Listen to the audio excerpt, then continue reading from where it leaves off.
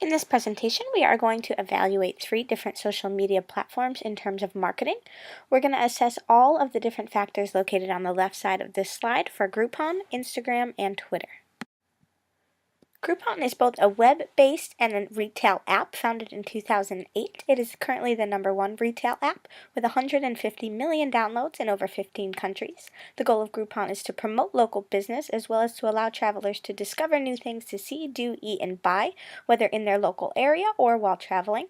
It also allows the consumer to save a lot of money. They've given local businesses over $13 billion. And how it works is the user pays in-app for a deal and shows proof of purchase when redeeming the Groupon.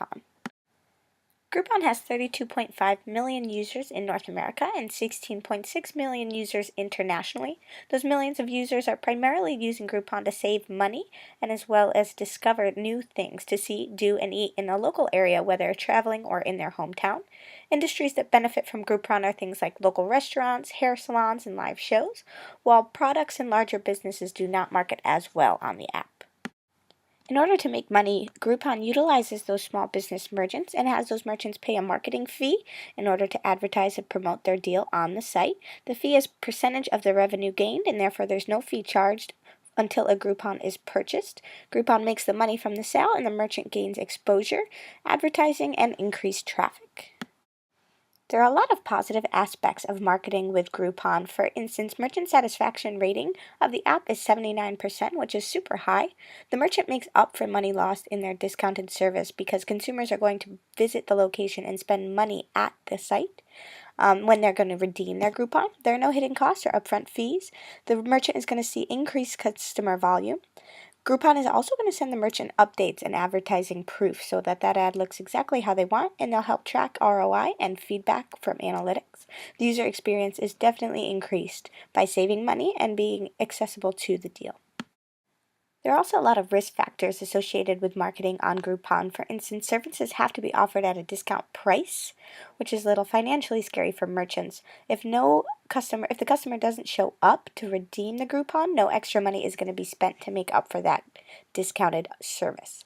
Groupons often expire, but there's no guarantee when that customer will show up. So if the merchant runs on a quarterly business, that could be affected. There's also no guarantee what page your deal is going to appear on.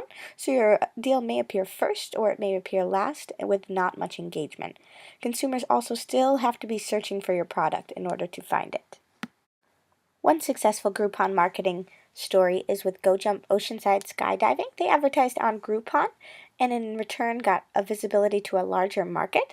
Their demographics, interestingly enough, continued to be thrill seekers, but the discounted price allowed customers to try it where they may have been afraid to because of the price previously.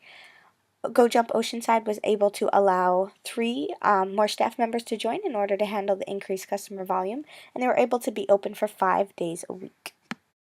There are also stories of great failure using Groupon for marketing. For instance, Need a Cake Bakery advertised on Groupon, and their deal was 75% off a dozen cupcakes, which took the batch from $40 down to $10.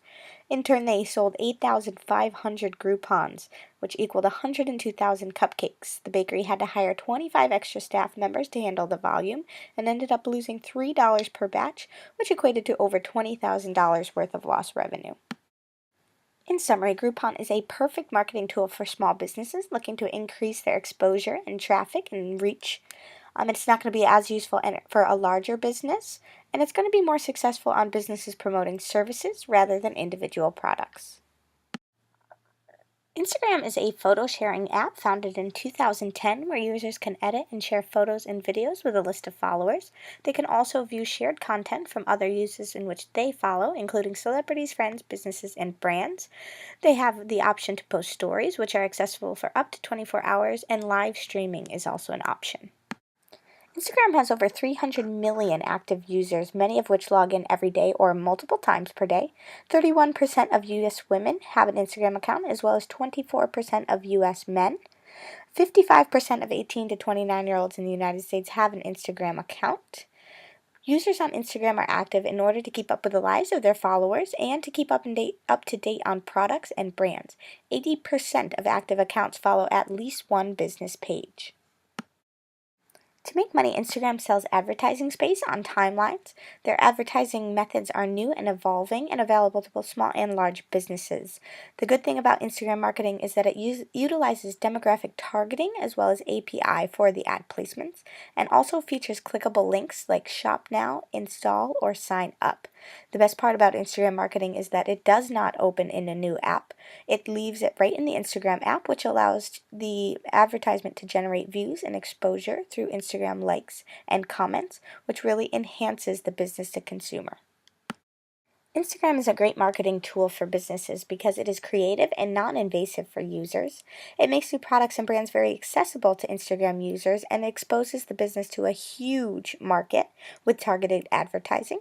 The switch to business account option is free, and if you're not paying for Instagram advertising space, all marketing efforts are free. All you need is a good following list, healthy engagement, and pretty good photography. There are also many risk factors to marketing with Instagram. Instagram has a very specific population of users, and the business needs to make sure their target market falls within that demographic of users. Users are often young with a limited income, and traffic and exposure is not guaranteed. It's very easy for a user on Instagram to scroll right past an ad. The business's follower number does not necessarily indicate engagements. Our business is going to need to research the Instagram market before they can really use it successfully, and they need to have an Instagram literate employee. They need an effective method of purchasing product off the web. And Instagram has a very strong-minded audience. It's very easy to write and view very public reviews. So any business considering Instagram for marketing needs to take that into consideration. One success story of Instagram marketing is the account at Watch a Niche, a custom watch marketer. No money was spent on traditional advertising. He was just a skilled photographer who took his own photos of his custom line of watches. And those watches and those photos really depicted a lifestyle and an aesthetic that attracted many Instagram followers. Through active user qualities like liking, commenting, and developing a list of followers, Watchanish eventually gained 1.6 million followers on his Instagram and built a multi-million-dollar business. Overall, Instagram can be a very successful marketing tool if the target market of the business lines up with Instagram demographics. It's not going to be successful for services and products for any older markets, and businesses where employees are knowledgeable on the specifics of the platform are going to be way more successful at Instagram marketing. The last social media tool to be analyzed for marketing is Twitter, which was an app and a web-based platform founded in 2006. On Twitter, users post short burst messages, photos, and videos. Those are called tweets, and every tweet has a 140-character limit. Users are able to like, retweet, and share content, as well as develop a list of followers, including friends, family, celebrities, businesses, and brands. They can also follow back those pages. Users and businesses are able to utilize trends, hashtags, and moments to optimize search and promote products and services. Over 500 million tweets are sent per day throughout the 328 million active users. 67 million of those active users are right here in the United States. 54% of the users earn an average income of $50,000, which is key for marketers per year. 37% of the Twitter demographic is between the ages of 18 and 29 years old, and the other 25% is between 30 and 49 years old. Users use Twitter to keep up to date with the followers. They have an aspect of comedy with memes. Serious conversations and debate can take place through threads, and real-time news updates are available. Similar to Instagram, Twitter uses advertising space in the timelines to make money. They have advertising in tweets and also in videos, which they refer to as pre-roll, as the advertisement plays before the video. Twitter uses cost per engagement pricing, and earlier this year, they saw $638 million worth of ad revenue. $440 million of that came from the United States. If a business decides to do Twitter marketing themselves, it's obviously very positive in that it is free. You just have to actively engage with your followers, and you want to try to develop a very long list of followers. However, if you do go through Twitter marketing, there's also positives as well, including increased brand and product awareness, a maximized reach. You're going to be able to grow your following, and you're going to see increased website clicks through the in-ad links. Twitter also offers analytics. The most important thing about Twitter marketing is that you can target your audience based on all of those bullet points listed. As with any social media platform, there are marketing risks involved with using Twitter. Large businesses may not need to sink any money into paid advertising. Their follower lists are already going to be long, so their target audience is big with a maximized reach. However, for small businesses, Twitter may be too broad of a scale.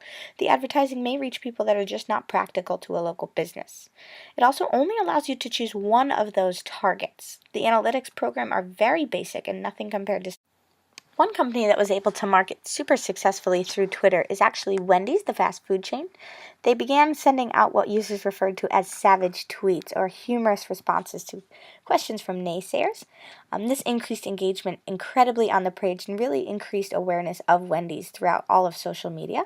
It's also able to label the company as humorous, likable, and super relatable to the followers. A failure of marketing on Twitter comes with the increased presence of Donald Trump, the president, on Twitter.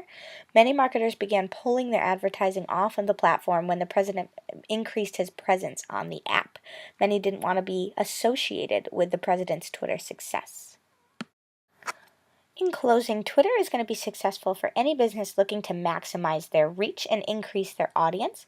A Twitter literate staff is going to be essential for success of marketing on this platform. Large businesses are going to have an upper hand in marketing through just general, unpaid for